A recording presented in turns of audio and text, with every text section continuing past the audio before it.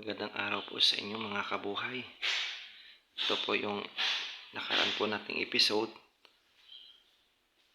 Ang mga metal paring po lang ang nakalagay. Pero ngayon po, ito na po ang itsura. Ayan po. Tapos na po.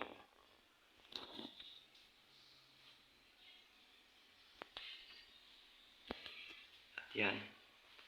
Ilagay na po namin para po sa kortina.